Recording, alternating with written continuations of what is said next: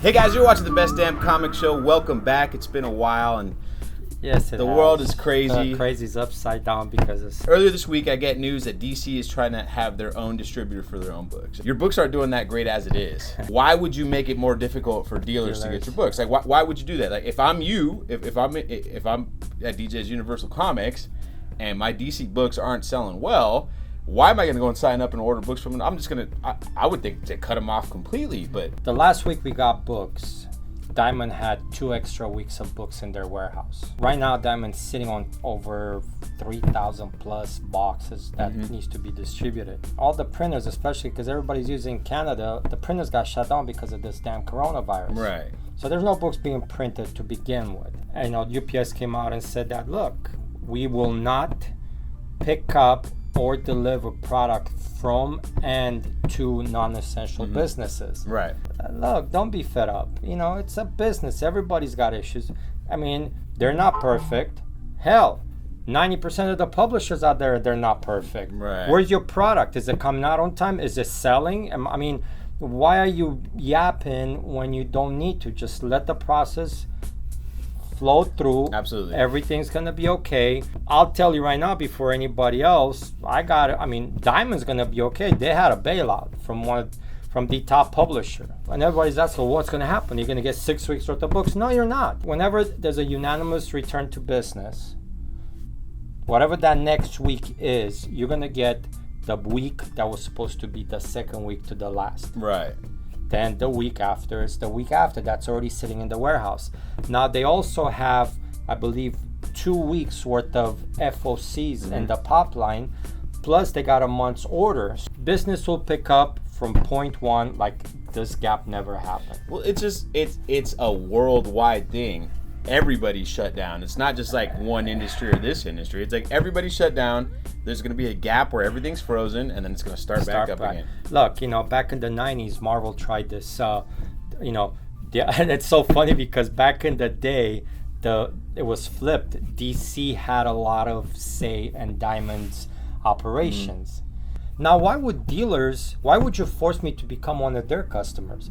As is what I hear, 95% of the dealers out there, they're telling DC, okay, bye-bye then. Right. I'm not becoming Lunar's client or Midtown's client. I mean, I'm not lowering myself to that level. I'd rather not get your book. Simple as that. Yeah. Good luck. It's not that easy to run a distribution program. There's cost. I mean, you're talking an industry there's no effort being put in by the publishers to promote not the brand but the product. I've always said there is no advertisement for this industry, and I'm not talking about Superman, Batman, Spider-Man. We know that product. There's no advertising for the product itself. The idea of a comic book, to where, hey, let's go buy a comic book. Instead of buying a 12-pack of beer, I'll buy my 12-pack and let me pick up 5-6 comic books so I can read with my, while I drink my beer. There's no advertising for that idea of consuming a product.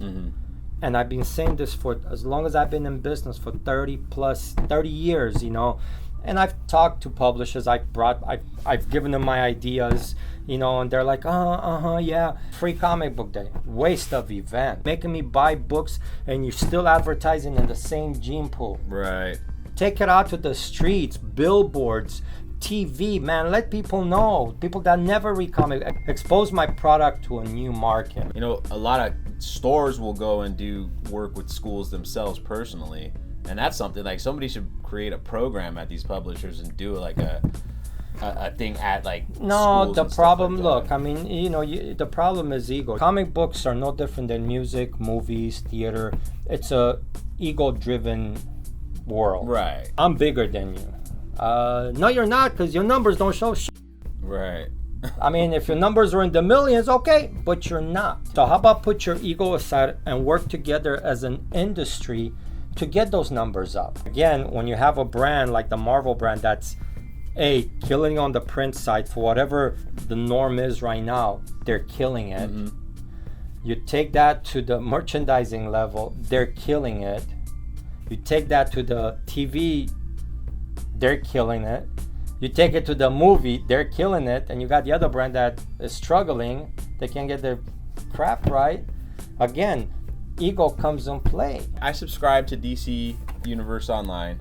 You get all the cartoons, great. Right. You got some of like the straight to DVD feature film, animated films. You got your live action stuff they were trying to pump out. But there's also another option to it that's kind of a little head scratching. They have comic books on that service. You can read comics on the service. Another way that's keeping people out of the stores. The thing is it's okay because there's a collectible factor to this, and if that bug gets them, there's nothing like actually holding in your hands.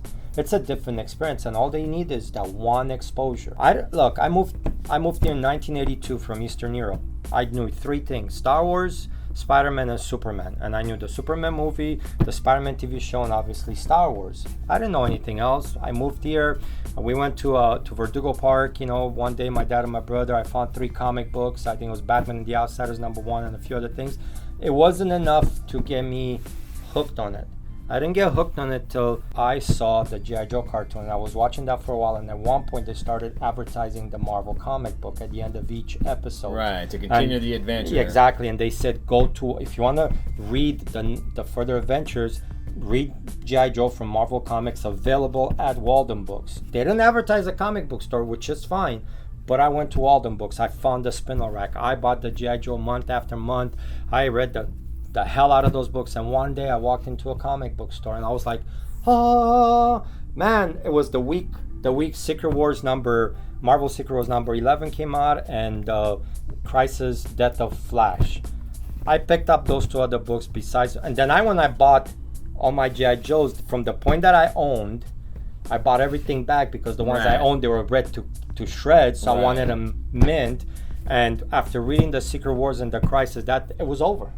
I got hooked, but it was that first exposure to Walden Books, to that spindle rack. That's all I need.